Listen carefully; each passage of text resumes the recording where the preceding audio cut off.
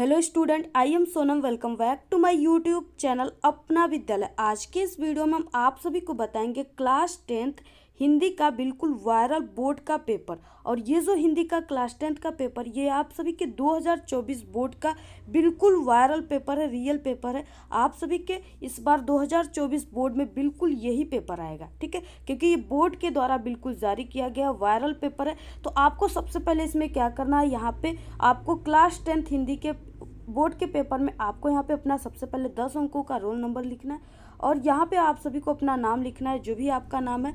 इसके बाद देखिए इसका यानी इसमें जो आप सभी को यहाँ पे संकेतांक दिया है इस बोर्ड के पेपर का, वो 826 DF है।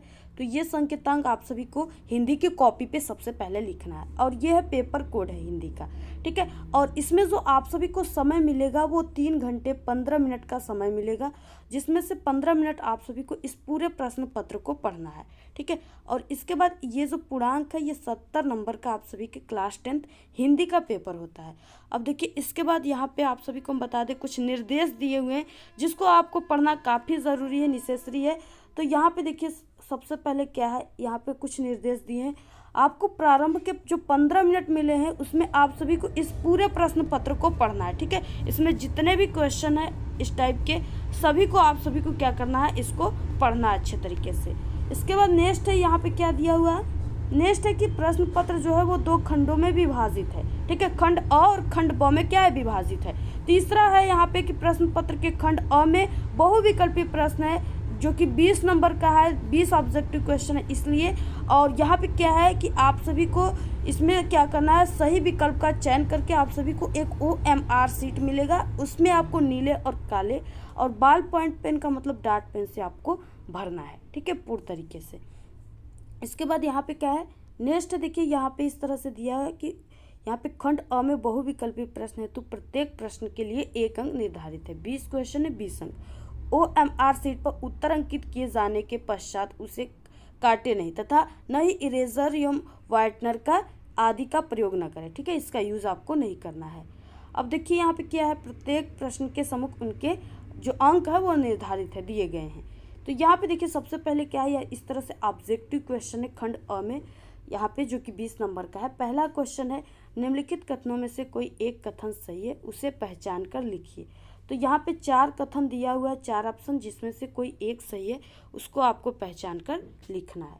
तो सबसे पहला दिया है यहाँ पे कि अशोक के फूल हजारी प्रसाद द्विवेदी का निबंध संग्रह है, ठीक है। तो यहाँ पे देखिए ये ऑप्शन, फिर उसके बाद दूसरा है कि डॉक्टर राम कुमार वर्मा ख्याति प्राप्त क्या है, कहानीकार है। तो ये गलत है क्योंकि वो क्या है, एकांकीकार है। नेक्स्ट है त्रिवेणी रामचंद्र शुक्ल का प्रसिद्ध नाटक है, ये भी गलत है क्योंकि नाटक नहीं है त्रिवेणी, ठीक है।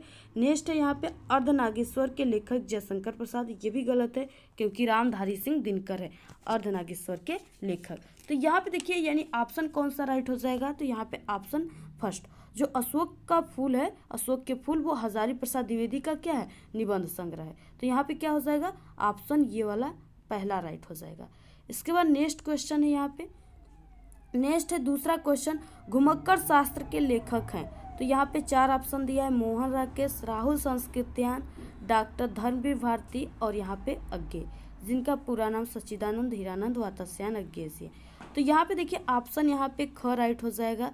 जो राहुल संस्कृत्यायन थे ये काफ़ी ज़्यादा यात्रा करते थे, ठीक है, इसलिए ये घुमक्कड़ शास्त्र इनको कहा जाता था। तो ये घुमक्कड़ शास्त्र के लेखक भी थे, तो इसलिए यहाँ पे ऑप्शन ख राइट है। नेक्स्ट क्वेश्चन है यहाँ पे तीसरा क्वेश्चन क्या है, ठूठा आम किसकी रचना है। ये क्वेश्चन काफ़ी मोस्ट इम्पॉर्टेंट है, हर साल आपके एग्जाम में आते हैं। तो यहाँ पे देखिए ठूठा आम किसकी रचना है, पहला भगवत शरण उपाध्याय का, ठीक है। तो यहाँ पे भगवत शरण उपाध्याय का ही ठूठा आम रचना है, तो ऑप्शन क राइट है।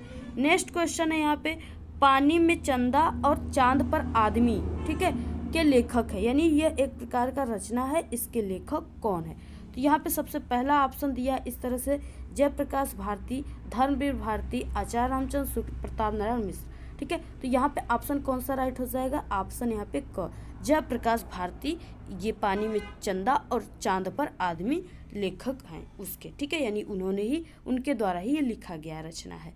नेक्स्ट है क्वेश्चन यहाँ पे, हिंदी की प्रथम कहानी, ये भी काफ़ी मोस्ट इम्पॉर्टेंट क्वेश्चन है। तो यहाँ पे कफन है, ममता है, इंदुमती है, या इनमें से कोई नहीं। तो यहाँ पे ऑप्शन क्या है, ग राइट है, यानी इंदुमती जो है वो हिंदी की प्रथम कहानी है। नेक्स्ट क्वेश्चन यहाँ पे, अंजलि काव्य के रचयिता हैं, यानी अंजलि जो है इसके काव्य के रचयिता कौन है। तो यहाँ पे वियोगी हरि है, राम कुमार वर्मा है, विष्णु प्रभाकर है, और यहाँ पे राम नरेश त्रिपाठी है। ठीक है, तो यहाँ पे हो जाएगा, यानी कि राम कुमार वर्मा जो है वो अंजलि काव्य के लेखक है, रचयिता है। तो ऑप्शन यहाँ पे ख राइट है, सॉरी। इसके बाद देखिए नेक्स्ट है यहाँ पे 7वां क्वेश्चन, हरी घास पर क्षण भर के लेखक हैं।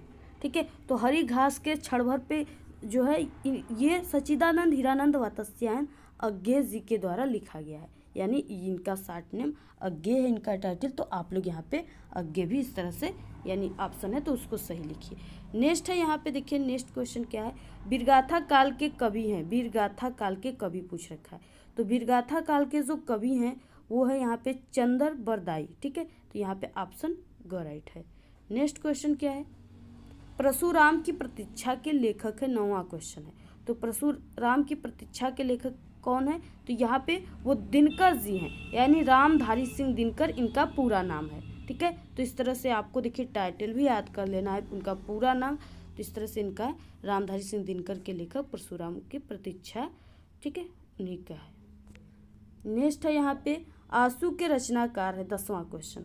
तो आंसू के जो रचनाकार है वो काफ़ी इंपॉर्टेंट रचना है, जयशंकर प्रसाद का, ऑप्शन घ राइट है।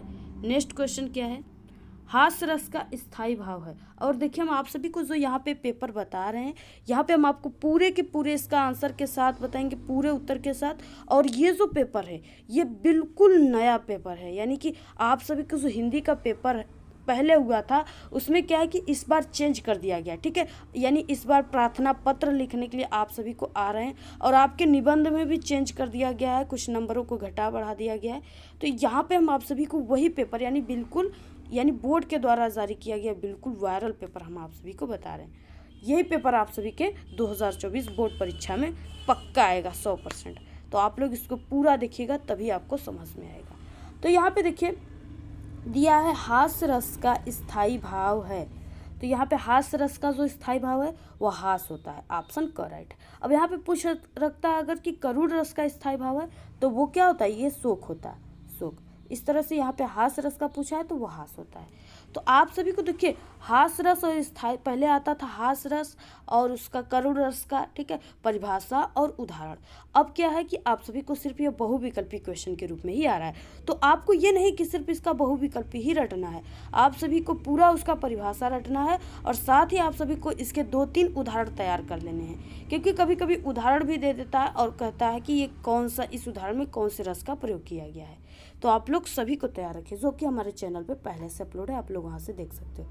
नेक्स्ट, उपमा के कितने अंग होते हैं। ठीक है, पूछ रखा है उपमा के कितने अंग होते हैं। तो उपमा के कितने होते हैं हमने पहले भी आपको बता चुका है कि 4 अंग होते हैं। इसके बाद नेक्स्ट क्वेश्चन क्या है, नेक्स्ट है यहाँ पे कि रोला में कितने चरण होते हैं।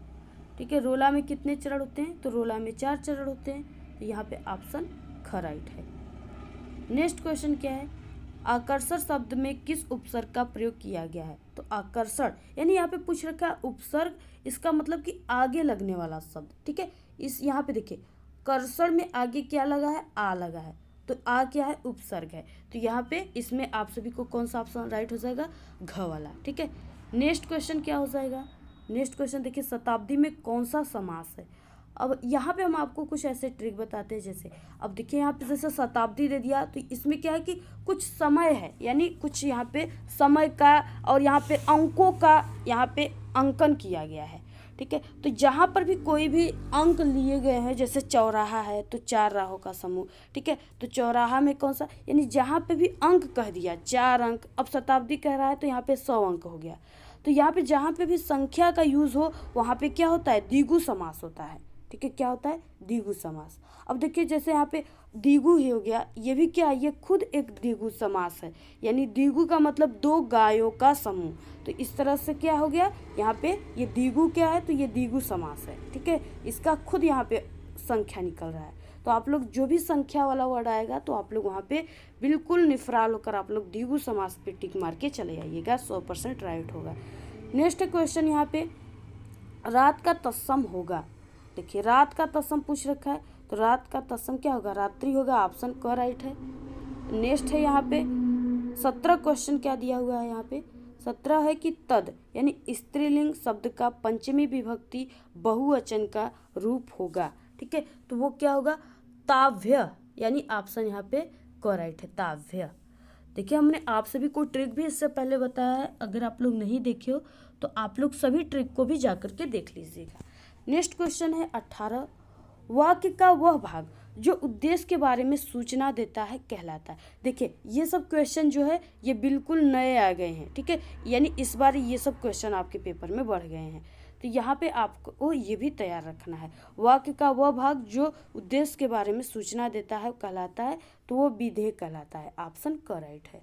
नेक्स्ट है यहाँ पे 19 क्वेश्चन, जब वाक्य की क्रिया के लिए लिंग वचन और पुरुष कर्म के लिंग वचन और पुरुष के अनुसार होते हैं तो उसे कहते हैं। ठीक है, तो उसे क्या कहते हैं, अब कर्म के अनुसार हो रहे हैं तो उसे कर्मणी कहते हैं, तो यहाँ पे कर्मणी का प्रयोग हो रहा है, ऑप्शन क राइट है इस तरह से। ठीक है, नेक्स्ट है 20 क्वेश्चन, जिन शब्दों का प्रयोग संज्ञा के स्थान पे किया जाता है उन्हें कहते हैं।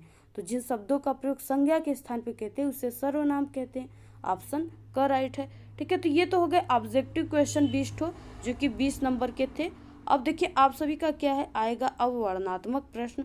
वर्णनात्मक प्रश्न में देखिए क्या क्या है। सबसे पहले ये 6 नंबर का क्वेश्चन दिया हुआ है और यहाँ पे क्या है, निम्नलिखित गद्यांश पे आधारित 3 प्रश्न का उत्तर देना है आपको। इस यहाँ पे क्या है, 2 गद्यांश है और यहाँ पे 6 नंबर के, और यहाँ पे देखिए गद्यांश दिया, इसके नीचे यहाँ पे 3 क्वेश्चन दिए हुए। ठीक है, इसी का आंसर आपको लिखना है, और पर क्वेश्चन कितने नंबर का है, पर क्वेश्चन आप सभी का 2-2 नंबर का है। ठीक है, यानी 6 नंबर का क्वेश्चन है। देखिए इसमें क्या है, 2 दिए, पहला ऊपर वाला था, दूसरा यहाँ पे नीचे वाला है। ठीक है, अथवा वाला क्वेश्चन है। तो यहाँ पे क्या है दिया हुआ है, यह एक नैतिक और आध्यात्मिक स्रोत है जो अनंत काल से प्रत्यक्ष या अप्रत्यक्ष रूप से संपूर्ण देश में बहता रहा है और कभी कभी मूर्त होकर हमारे सामने आता रहा है। यह हमारा सौभाग्य रहा है कि हमने ऐसे ही मूर्त रूप को अपने बीच क्या है चलते फिरते हंसते रोते भी देखा है, और जिसने अमृत की स्मृति दिलाकर हमारी सूखी हड्डियों में नई मज्जा डाल हमारे मृतप्राय शरीर में नए प्राण फूके और मुरझाए हुए दिलों को फिर खिला दिया। वह अमृत सत्य और अहिंसा का है जो केवल इसी देश के लिए नहीं आज मानव मात्र के लिए अत्यंत आवश्यक हो गया है। ठीक है, यहाँ पे क्या है पहला इस तरह से। तो यहाँ पे देखिए सबसे पहले आप सभी को ये जो यहाँ पे गद्यांश दिया है इसको पहचानना है। ठीक है, कि ये किस पाठ का है और इसके लेखक कौन है, क्योंकि सबसे पहले क्वेश्चन में यही होता है कि उपर्युक्त गद्यांश का संदर्भ लिखिए। तो संदर्भ लिखने के लिए आप सभी को ये 2 चीज़ों को पता होना चाहिए, तभी आपका संदर्भ राइट होगा, अदरवाइज वो रॉन्ग हो जाएगा। तो यहाँ पे क्या है देखिए, यह एक नैतिक और आध्यात्मिक स्रोत है, यानी इसमें क्या है कि ये जो है ये भारतीय संस्कृति चैप्टर से है और इसके लेखक जो हैं वो डॉक्टर राजेंद्र प्रसाद हैं। ठीक है, तो आपको यहाँ पे संदर्भ में यही लिखना होता है कि प्रस्तुत गद्यांश हमारी पाठ्य पुस्तक हिंदी के ठीक है गद्य खंड में संकलित भारतीय संस्कृति पाठ से लिया गया और इसके लेखक डॉक्टर राजेंद्र प्रसाद है। आपको ऐसे ही लिखना है। इसके बाद गद्यांश के रेखांकित अंश की आप सभी को व्याख्या करना है। रेखांकित का मतलब क्या है कि यहाँ पे आप लोग देख सकते हो कि सिर्फ आप सभी को इतना ही व्याख्या करना है, हमने से लेकर के ठीक है दिलों को फिर खिला दिया, यानी यहाँ तक आप सभी को सिर्फ जिस वर्ड के नीचे इस तरह से अंडरलाइन दिया है ना, सिर्फ आप सभी को उसी को व्याख्या करना है और बाकी ये सब का नहीं करना है आपको। ठीक है, सिर्फ आपको यहाँ तक से यहाँ तक का ही व्याख्या करना है। तो इसमें आपको सबसे पहले रेखांकित अंश की व्याख्या आपको हेडिंग डालना है और उसके बाद आप लोग इसमें लिख दीजिएगा जैसे यहाँ पे हम आपको बता रहे हैं, और इसके बाद हम आप सभी को ठीक है आपको पूरा लिख करके भी बताएंगे नेक्स्ट वीडियो में। तो जैसे यहाँ पे आपको रेखांकित अंश की व्याख्या में लिखना है कि प्रस्तुत पंक्ति में लेखक कहता है कि हमारे देश में प्राचीन काल से ही नैतिक और आध्यात्मिक स्रोत प्रवाहित होता आया है। ठीक है, उस प्रवाह को हमने अपने बीच साकार रूप में चलते फिरते हंसते रोते भी देखा है। उस प्रवाह ने हमें अमृत की याद दिलाकर हमारे मृतप्राय शरीर में नई ऊर्जा का संचार भी किया है। कारण महात्मा गांधी जैसे महान विभूति ने भारत को उसकी अमरता का फिर से स्मरण कराया है। परिणाम स्वरूप निर्जीवता की सीमा तक शिथिल पड़े भारत में एक बार फिर से नवप्राणों का संचार हो उठा। ऐसा लगने लगा कि हमारे शरीर की सूखी हड्डियों में नवीन मज्जा भर गई। निराशा से मुरझाए हुए हमारे मन में आशा का संचार हो गया। ठीक है, इस तरह से दिया है। रेखांकित अंश की व्याख्या आपको ऐसे ही करना है। नेक्स्ट है, मानव मात्र के लिए क्या अत्यंत आवश्यक हो गया है। ठीक है, तो यहाँ पे देखिए इसका भी आंसर हो जाएगा, यानी कि मानव मात्र के लिए क्या अत्यंत आवश्यक है।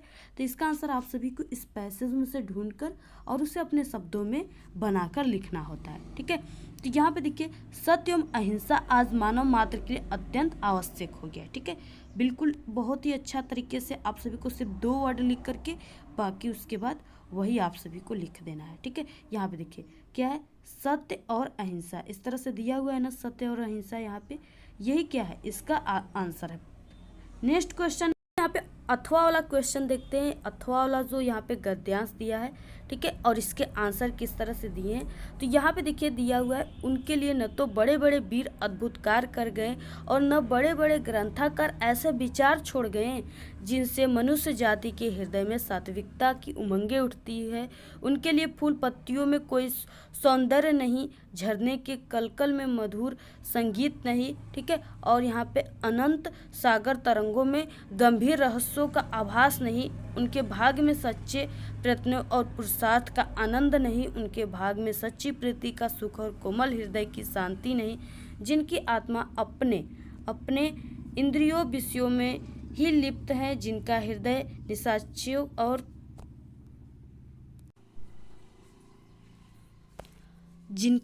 निशाचियों और कुत्सित विचारों से कलुषित है। ऐसे नशोन्मुख प्राणियों को दिन दिन अंधकार में पतित होते देख कौन ऐसा होगा जो तरस न खाएगा। ठीक है, उसे ऐसे प्राणियों के साथ न रहना चाहिए। इस तरह से दिया हुआ है। तो सबसे पहले ये जो गद्यांश है ये किस पाठ का है, आप सभी को संदर्भ में यही लिखना होता है और इसके लेखक कौन है।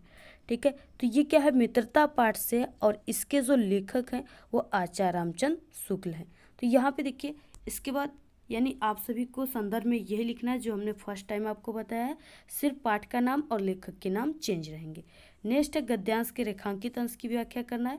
तो आप सभी को सिर्फ इसी का व्याख्या आपको करना है जहाँ पे यहाँ पे अंडरलाइन है। ठीक है, उसके बाद नेक्स्ट है यहाँ पे हमें किस प्रकार के प्राणियों के साथ नहीं रहना चाहिए। तो यहाँ पे इसका आंसर आप सभी को इसी में मिल जाएगा। तो यहाँ पे देखिए हमें इस प्रकार के प्राणियों के साथ नहीं रहना चाहिए जिनकी आत्मा, ठीक है, सांसारिक भोग विकारों में कलुषित हो और जो अपने निंदयी कार्यों और विचारों से पतन के गहरे अंधकार भरे गर्त में दिन दिन गिरते जा रहे हो। ऐसे लोगों से दूर रहना क्या है, उचित है। तो इस तरह से आप सभी को पूरा लिखना है और आप सभी को यहाँ पे जो रेखांकित अंश की व्याख्या सिर्फ आपको उसी का व्याख्या करना है जैसे हमने आप सभी को बताया, आप सभी को वैसे ही कर देना है। ठीक है, देखिए दूसरा क्या है, इसमें आप सभी को दूसरे में क्या करना है, इसमें पद्यांश दिया है और इसके नीचे 3 क्वेश्चन दिए, उसका आपको आंसर लिखना है और ये 6 नंबर का क्वेश्चन है। ठीक है, 2 पद्यांश है, आप सभी को किसी एक के ही लिखने हैं 3 क्वेश्चन का आंसर। तो सबसे पहले है कि दिए गए पद्यांश पे आधारित 3 प्रश्नों का उत्तर दीजिए।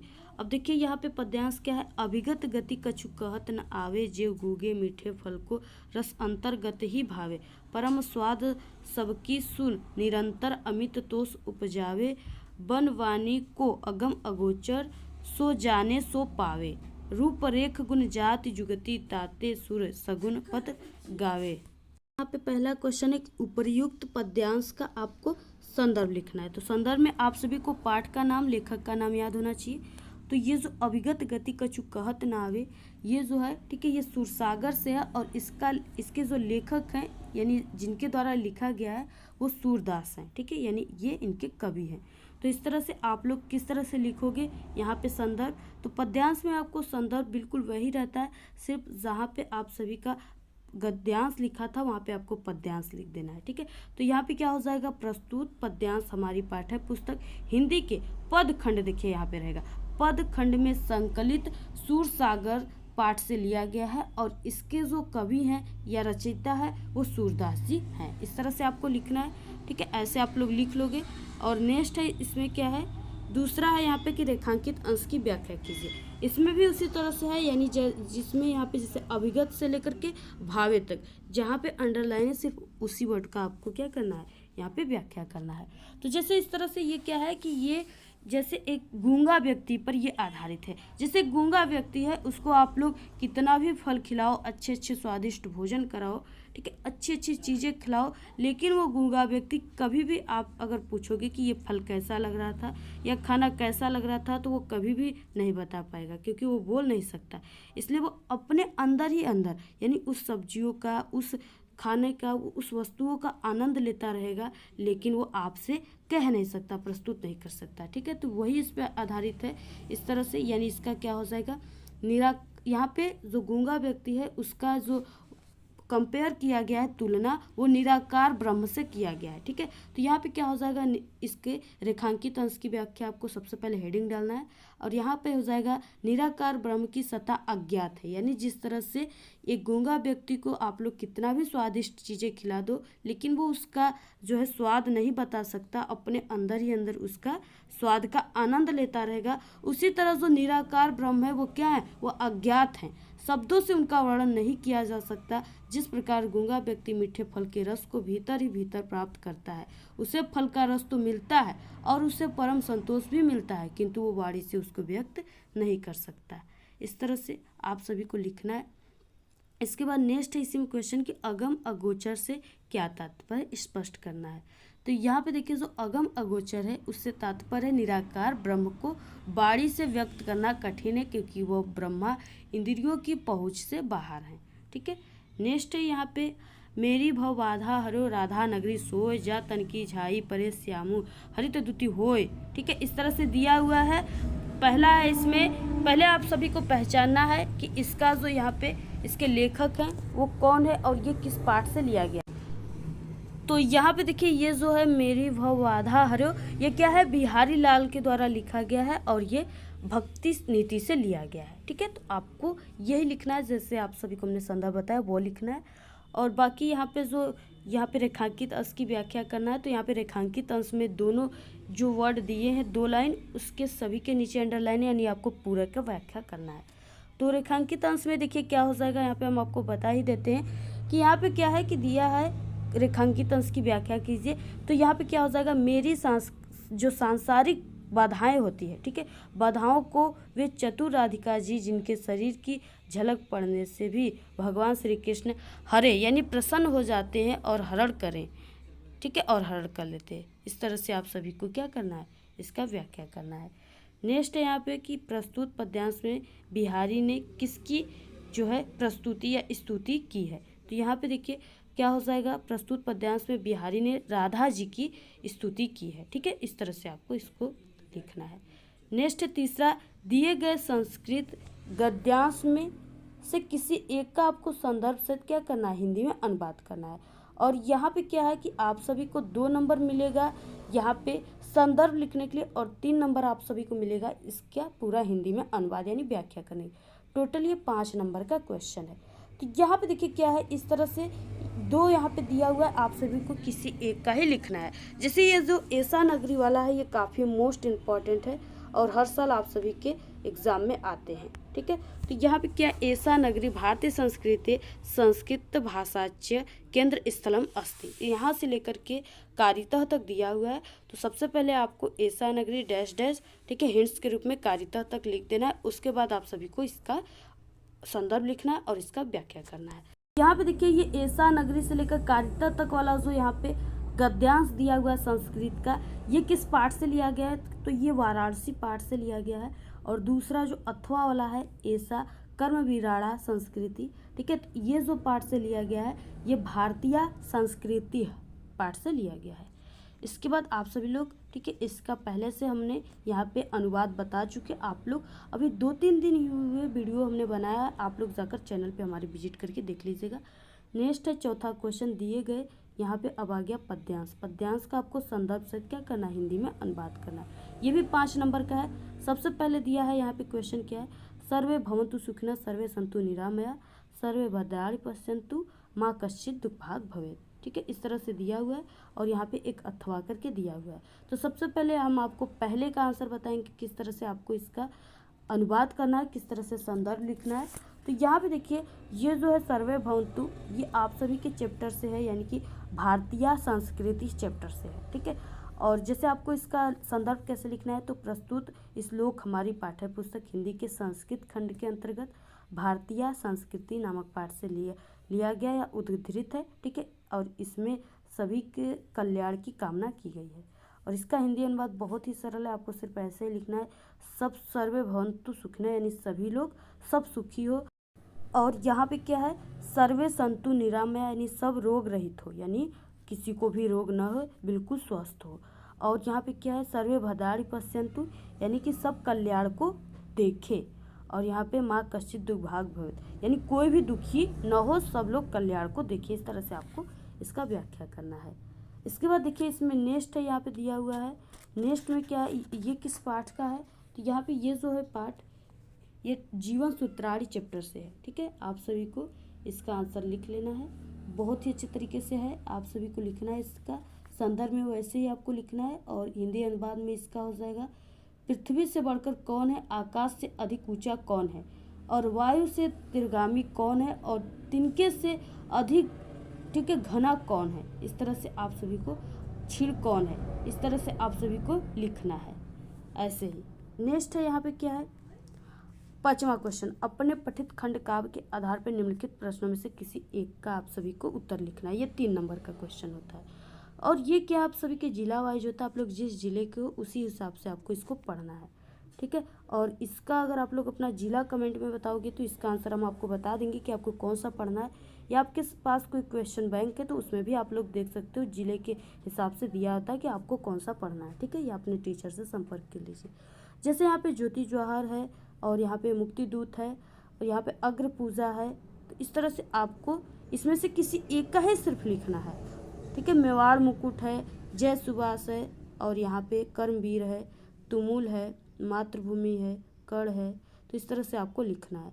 अब यहाँ से आ गया 6वें क्वेश्चन से, ये क्या हो गया, यहाँ पे ये जीवन परिचय है। जीवन परिचय आप सभी को लिखना है इसमें, और ये 5 नंबर का है। 3 नंबर आपको जीवन परिचय पर मिलेगा और 2 नंबर आपको रचना पे मिलेगा। जैसे दिए गए लेखकों में से किसी एक का जीवन परिचय लिखते हुए उनकी प्रमुख रचना का आपको उल्लेख करना है। सबसे पहले है यहाँ पे आचार्य रामचंद्र शुक्ल, जयशंकर प्रसाद, और यहाँ पे डॉक्टर राजेंद्र प्रसाद। तो यहाँ पे हमने तीनों का पहले से ही बता चुके, आप लोग हमारे चैनल पे जाकर देख लीजिए। आप सभी को प्ले लिस्ट में भी मिल जाएंगे हमारे चैनल के, या आप लोग सर्च कर लीजिए आचार्य रामचंद्र शुक्ल, ठीक है, अपना विद्यालय, तो वहाँ पे हमारा वीडियो आ जाएगी। जो भी आपको टॉपिक सर्च करना है, जो टॉपिक है उसका नाम लीजिए, फिर हमारे चैनल का लीजिए यूट्यूब पर, वहाँ पे हमारी वीडियो आ जाएगी, वहाँ से आप लोग आसानी से देख सकते हो। नेक्स्ट है ख, दिए गए कवियों में से किसी एक का जीवन परिचय देते हुए उनकी एक प्रमुख रचना का उल्लेख कीजिए। अब देखिए यहाँ पे ऊपर लेखक का था, अब यहाँ पे कवियों का है, ये भी 5 नंबर का है। तुलसीदास, रामनरेश त्रिपाठी और श्याम नारायण पांडे 3 हैं। तीनों हमने पहले से भी बता चुका है, और अभी भी आप लोग कमेंट करोगे तो नेक्स्ट वीडियो में इसको हम बता देंगे, ठीक है। तो यहाँ पे देखिए हम आप सभी को साथ ही बता दें, साथ ही साथ में कि आप सभी को हमारे चैनल जो है अपना विद्यालय, उस पर क्लास 10th की संपूर्ण सब्जेक्ट की तैयारी कराई जाती है। तो आप लोग डेली हमारे चैनल के सभी वीडियो को देखिए और अपने बोर्ड एग्ज़ाम की अच्छी खासी तैयारी कीजिए, अच्छे नंबर लाइए, टॉपर बनिए। तो यहाँ पे 7वां क्वेश्चन है, अपनी पाठ्य पुस्तक में कंठस्थ कोई एक श्लोक लिखिए जो इस प्रश्न पत्र में ना आया हो, ठीक है। आपको 3 श्लोक याद करना है। तीनों श्लोक में से आप सभी के 2 तो श्लोक लिखने के लिए एक आएगा और 2 पद्यांश के रूप में आ जाते हैं, तो आपको वो नहीं लिख देना है, इसलिए आपको 3 श्लोक याद करना है। 2 आ भी गया तो आप लोग को एक अलग से याद है, उसको लिख दीजिए जो ना आया हो। तो ये 2 नंबर का है। नेक्स्ट है, निम्नलिखित में से किन्हीं 2 प्रश्नों का उत्तर संस्कृत में दीजिए। ये भी 2 नंबर का, आपको इसका आंसर क्या करना है, संस्कृत में देना है, ठीक है। यहाँ पे 4 क्वेश्चन दिया हुआ है, आप सभी को इसका आंसर लिखना है। और इसके बाद दिया है यहाँ पे 9वां क्वेश्चन, निम्नलिखित में से किसी एक विषय पर आपको निबंध लिखना है। और इस बार आप सभी का जो निबंध आएगा बोर्ड एग्जाम में क्लास 10th में, वो 7 नंबर का कर दिया गया है, ठीक है। यानी 9 नंबर के पहले थे, अब 7 नंबर के आएंगे, जो कि बोर्ड के द्वारा ये नोटिस जारी किया गया है।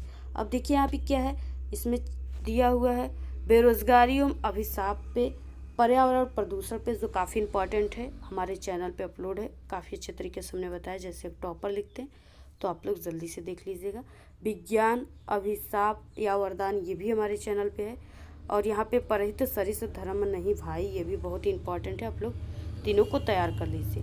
देखिए नेक्स्ट है यहाँ पे इस बार आप सभी के एग्जाम में जो क्वेश्चन बढ़ा है वो यहाँ पे प्रार्थना पत्र लिखने के लिए बढ़ा है। ठीक है, जैसे यहाँ पे 10वां क्वेश्चन ये है, इसमें क्या है, 2 रहेंगे, आपको किसी एक पर ही लिखना है। छात्रवृत्ति के लिए अपने प्रधानाचार्य को एक पत्र लिखना है। 4 नंबर में ये क्वेश्चन बढ़ा हुआ है। अथवा क्वेश्चन दिया हुआ है, अपने मित्र को अपने बड़े भाई के विवाह में सम्मिलित होने का आपको निमंत्रण देते हुए एक पत्र लिखना है। ठीक है, आप सभी को 2 दिया है, आपको 4 नंबर मिलेंगे, आपको किसी एक पर लिखना है।